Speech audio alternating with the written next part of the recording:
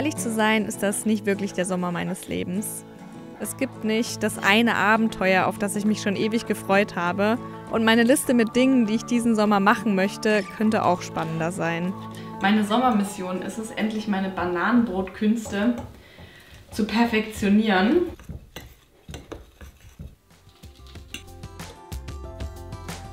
Auf den Sommermonaten liegt für mich immer auch ein gewisser Druck, weil man ja irgendwie den ganzen Winter darauf wartet, jetzt endlich die Sonne genießen zu können und an den See zu fahren und diese ganzen Bilderbuchfantasien auszuleben.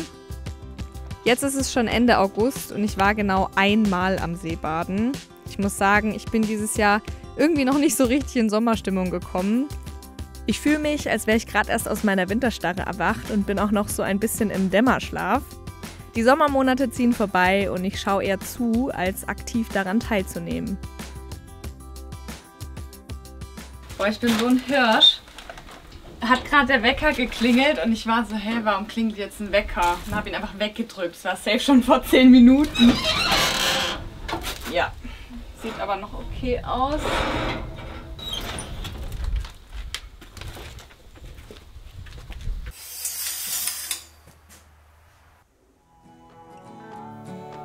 Natürlich habe ich auch echt schöne Tage verbracht. Ich hatte so viel Besuch hier am Haus wie noch nie und das hat richtig Spaß gemacht, die Zeit mit Freunden zu verbringen.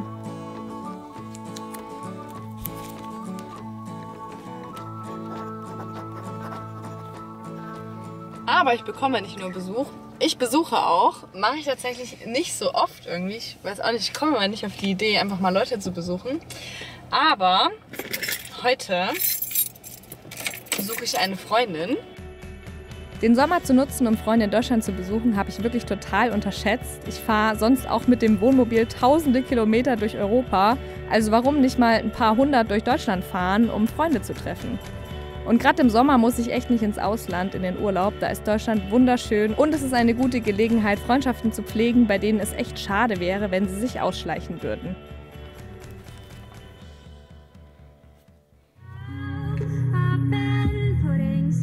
Meinen Alltag versuche ich, so gut es geht, zu romantisieren. Es sind ja oft zum Glück die kleinen Dinge, die die größte Freude machen.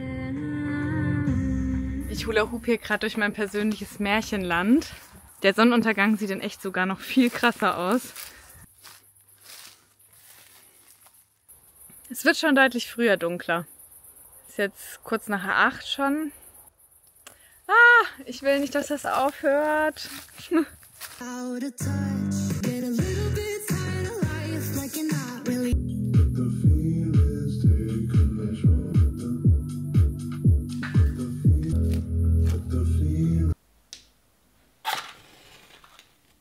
Leider bin ich in letzter Zeit aber auch hin und wieder in schlechte Routinen gerutscht. Gerade wenn ich selbst das Gefühl habe, mein Leben ist etwas langweilig, triggert es mich besonders, in den sozialen Medien unterwegs zu sein und zu sehen, was andere Menschen alles so Tolles tun. Dabei weiß ich ja aus eigener Erfahrung, was für einen kleinen Teil von sich man auf den sozialen Medien zeigt und dass die Realität dann doch nochmal anders aussieht. Hi! Hey! Ja, so schnell geht's und man hat ungebetenen Besuch. Hast du mal an die Sicherheit gedacht bei deinem ganzen Gesurfe? Sicherheit? Schon mal was von Phishing-Angriffen oder Passwortsicherheit gehört? Also meine Passwörter sammle ich in einem Word-Dokument.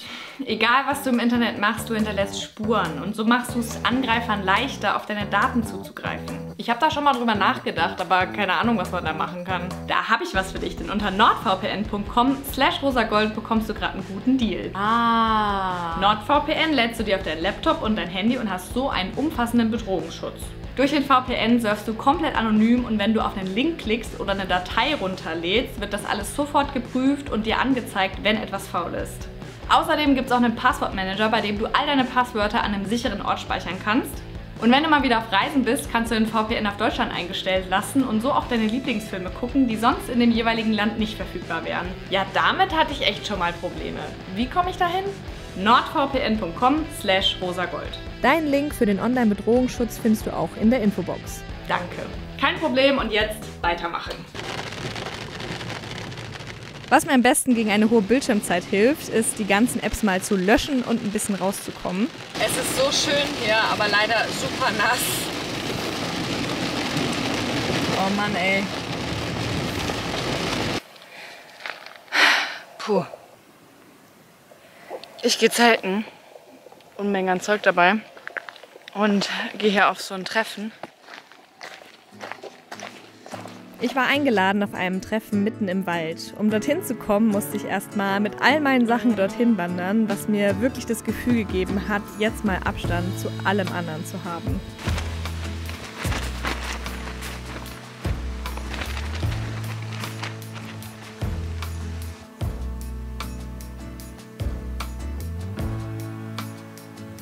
Ich traue mich kaum zu sprechen, weil es so still hier ist. Ich war heute alleine hier, also hier ist eigentlich noch Julia in dem Zelt, aber der ging es nicht so gut, deswegen ist sie wieder im Auto. Und ich hatte jetzt hier diesen Platz heute Nacht ganz allein und das war ein bisschen gruselig, aber auch schön. Hier in dem Wald sind ja auch noch ganz viele andere Leute, das ist ja ein sehr breit verstreutes Treffen.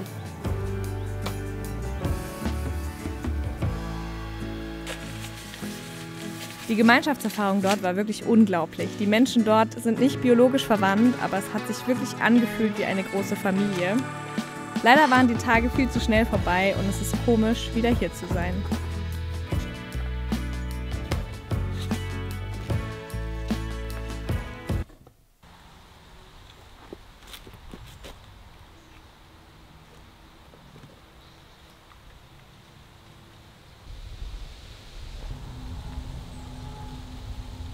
Ich bin schon seit 2 Tagen wieder zurück von meinem Campingtrip.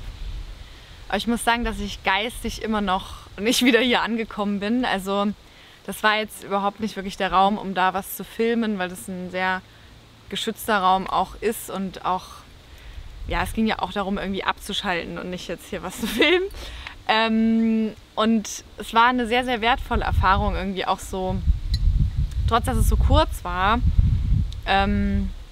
irgendwie so dieses Raum- und Zeitgefühl zu verlieren, sich einfach so treiben lassen in den Tag. Das erlaubt man sich ja sonst irgendwie nicht so. Also mir zumindest meistens nicht, weil man will ja irgendwie Dinge schaffen und dieser Druck war da halt komplett genommen. Mir ist dort extrem aufgefallen, wie verkopft ich mit alltäglichen Dingen bin, wie viel Druck da bei mir auf den einfachsten Alltagsentscheidungen liegt und was für starre Vorstellungen ich davon habe, wie ein Tag aussehen muss, damit es ein guter oder erfolgreicher Tag ist. Und das passt eigentlich so gar nicht zu dem, wie ich sonst lebe.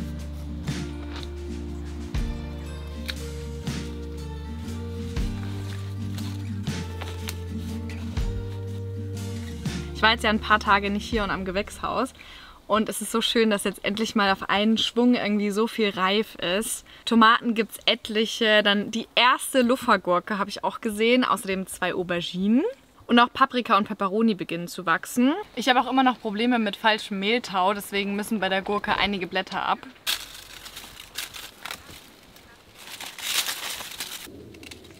Ich liebe es total, im Garten zu sein und ein Hörbuch zu hören. Und ich höre gerade wieder ein sehr Jana-typisches Buch.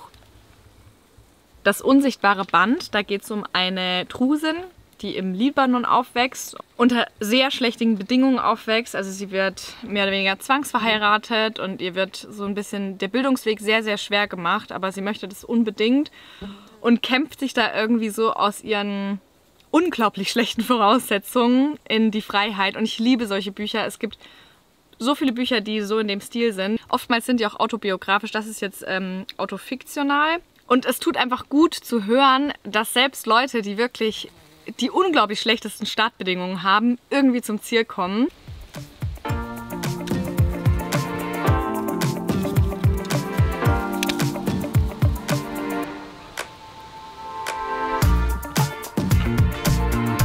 Das sind übrigens schwarze Tomaten, die hatte ich noch nie. Sind geschmacklich jetzt aber auch nicht mega krass. Kleinen Spitzenmesser sind übrigens meine absoluten Lieblingsmesser aus dem Shop. Falls du unseren Shop für handgemachte Messer noch nicht kennst, schau gerne in die Infobox. Die werden alle hier handgefertigt mit ganz viel Liebe.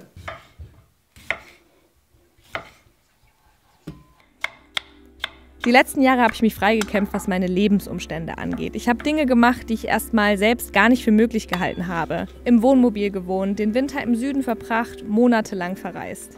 Ich habe mir immer wieder selbst bewiesen, dass es eben doch geht. Und jetzt bin ich an einem Punkt, an dem ich die Möglichkeiten ziemlich ausgeschöpft habe. Klar, es geht immer noch höher, schneller weiter. Aber möchte ich das überhaupt?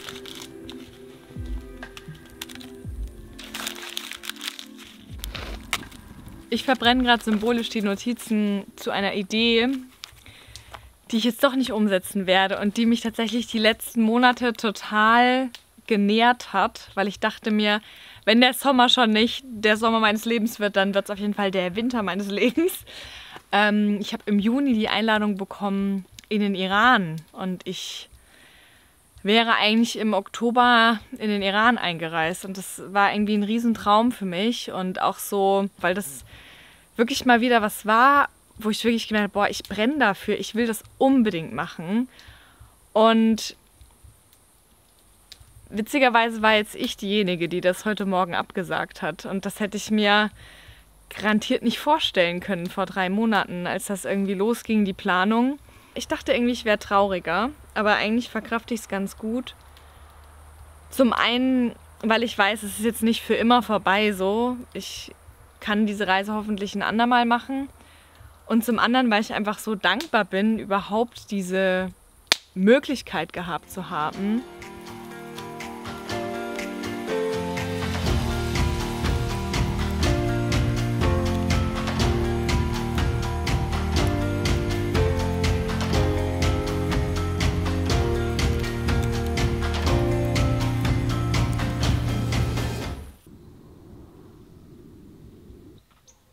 Ja, es ist vielleicht nicht der Sommer meines Lebens, wie es im Buche steht, und das ist okay. Ich möchte auch nicht darauf angewiesen sein, diese und jene tollen Dinge erleben zu müssen, um einen tollen Sommer oder ein gutes Leben zu haben. Ich möchte nicht auf einige Highlights hinfiebern, damit die Vorfreude darauf mir den Rest des Jahres erträglich macht. Ich möchte mir jeden Abend die Frage stellen, was, wenn ich ab morgen jeden Tag meines Lebens genauso verbringen müsste wie heute? Täte mir das gut? Wäre ich glücklich damit? Und natürlich gibt es auch Tage oder Wochen, die anstrengend sind und bei denen man froh ist, dass sie vorbei sind. Aber das sollte halt die Ausnahme sein und nicht die Regel. Denn die meiste Zeit meines Lebens verbringe ich mit Alltag. Und ob das dann in Deutschland oder auf Reisen ist, ist auch egal. Sich selbst hat man nämlich immer dabei. Ich möchte lieber ein Leben gefüllt mit wenig, das sich nach viel anfühlt, anstatt ein Leben mit viel, das sich nach wenig anfühlt.